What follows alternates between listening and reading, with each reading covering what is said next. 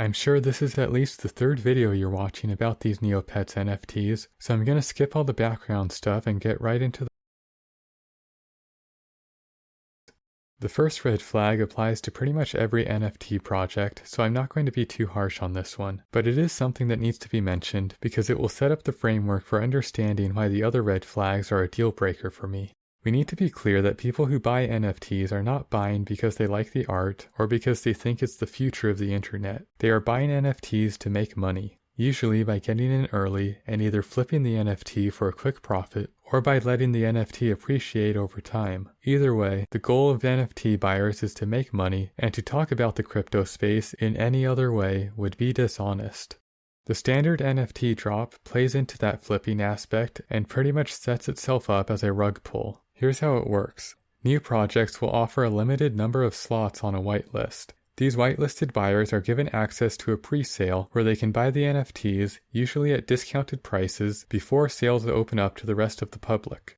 Whitelist spots are generally handed out through referral contests or other ways of bringing in more buyers and excitement for the NFT project, and those who get whitelisted have an incentive to hype up everyone else with talks of diamond hands and 10xing and going to the moon, all of which is just to say that anyone who buys and holds their NFT is going to be rich. We can think of this like a series of concentric circles. You have the dev team at the very center of it all, then you have the whitelisters in the next ring, then the early buyers who did not make the whitelist, and so on, with each ring being incentivized to bring in another layer of buyers to bump up the price of their investment. The whole thing is kind of like a, it's supposed to be an onion. That's nothing like an onion. Yes, I just described a pyramid scheme. And you know what? It doesn't even matter because the crypto space is almost entirely unregulated and people can run pyramid schemes and pump and dumps and rug pulls and whatever scams they want with impunity. And I know not every single NFT drop is a scam, but these projects lend themselves to scams so easily that to an outsider it feels like this is intentionally set up this way as a safeguard. Either the project joins the 1 in 1,000 that strikes gold and becomes a long-term success, or it crashes and burns in a matter of hours, but either way the whitelisters and the devs are making money. And that's exactly how this Neopets NFT project is going. It started with a referral contest, and now whitelist spots are being awarded by the Discord mods to those deemed active and helpful to growing the community. And when you view the Discord community in this context, their actions make sense. All the gaslighting and the hair trigger accusations of fudding, and brushing aside all of Jumpstart's previous failures with third-party collaborations, these people are trying to get whitelisted so they can flip their NFTs onto all the suckers below them, and your concerns about the Neopets brand and how this project might affect the actual game are getting in the way of their profits. Again, this is just how the standard NFT drop goes, so this alone would not be enough to scare me away from buying into this. An NFT drop with a believable roadmap and a trustworthy dev team can still succeed. So let's take a look at the Neopets Metaverse roadmap. I mean, at least it exists now. It took 2 weeks from the date of the announcement to actually get the roadmap out, and I can only think of 2 reasons why that would happen.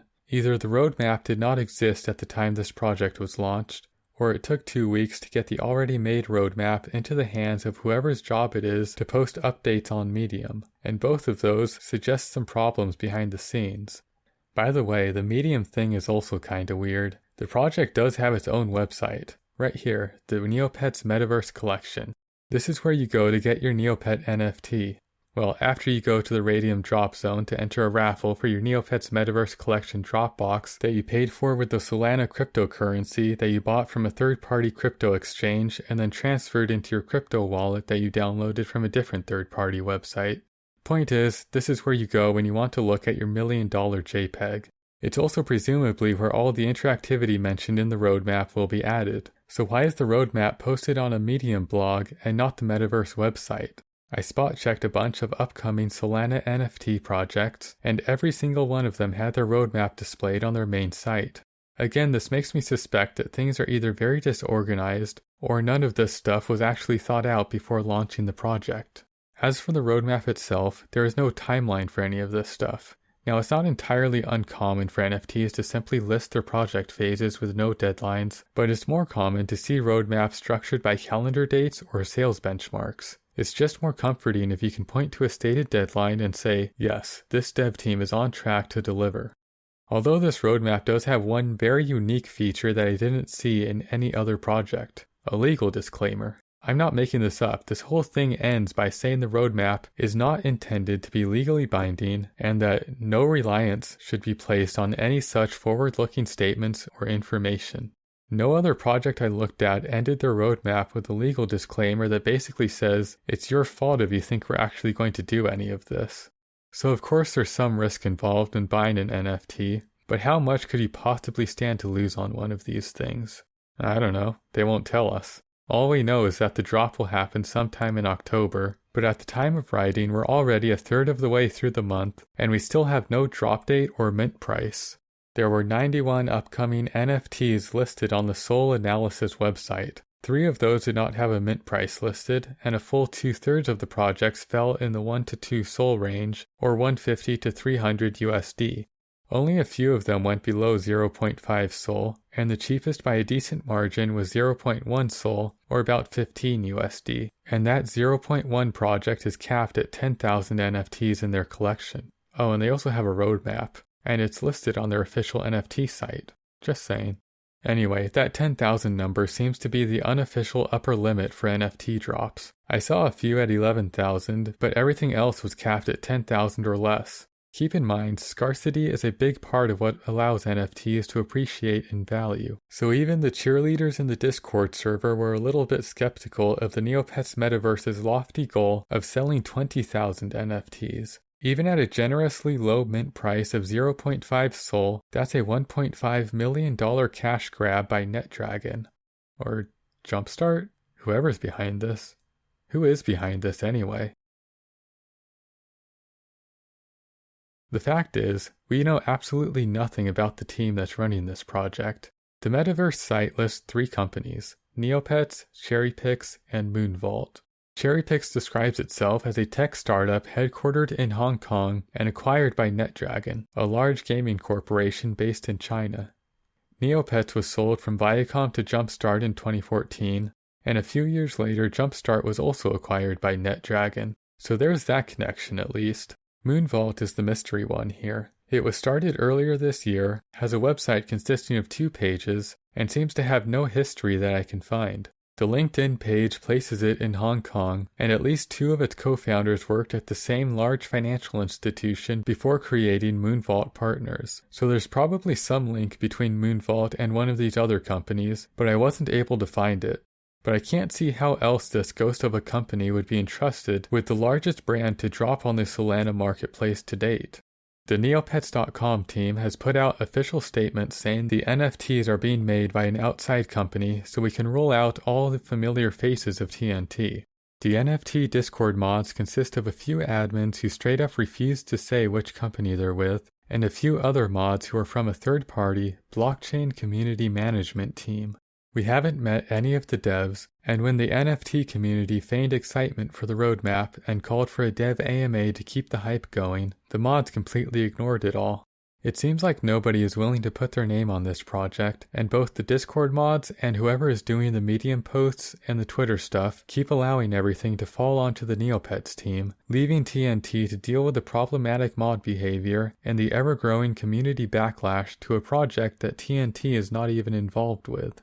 And this is where the NFTs are going to have ramifications beyond the crypto space, because the way the devs are handling things has taken this project from simple don't like it, don't buy it territory and placed it firmly into, hey look, I'm a grown man who still plays Neopets from my mother's basement, and that's kind of embarrassing, so I don't need the added embarrassment of the Neopets brand being associated with a high-profile NFT rug pull perpetrated by a completely separate company that keeps hiding behind the Neopets name.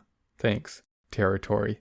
And I'm not here to try to cancel the NFTs. I know that's not going to happen. This is a massive cash grab, and whoever's running this is getting paid no matter if it flops or rug pulls or miraculously does neither of those things.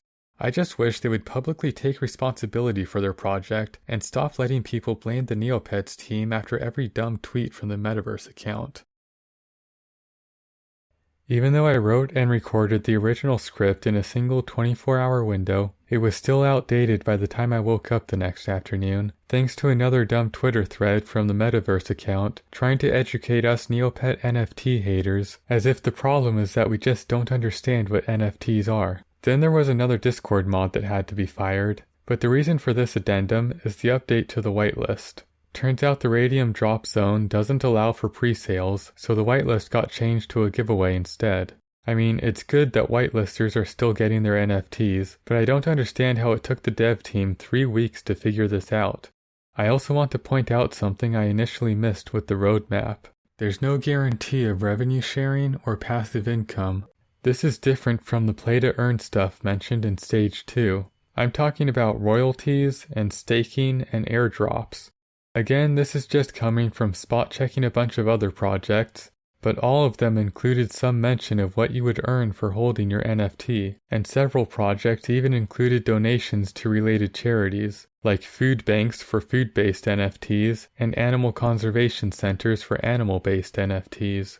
Those other projects give specific numbers for royalty payouts, and they use passive income as a selling point for their NFTs. The Neopets roadmap, on the other hand, only begins to consider the possibility of staking as part of Stage 2, and even emphasizes that Stage 2 will not begin until Stage 1 is completed and finalized, and treasury distributions are all the way down in Stage 3. Personally, I doubt this project gets past Stage 1. All of this just further cements my suspicion that, despite the name, this project was never meant to be anything more than a PFP collection. Just the quickest, easiest cash grab using an established following with already existing art. And they had to pivot to a different audience when they realized Neopet players do not want this.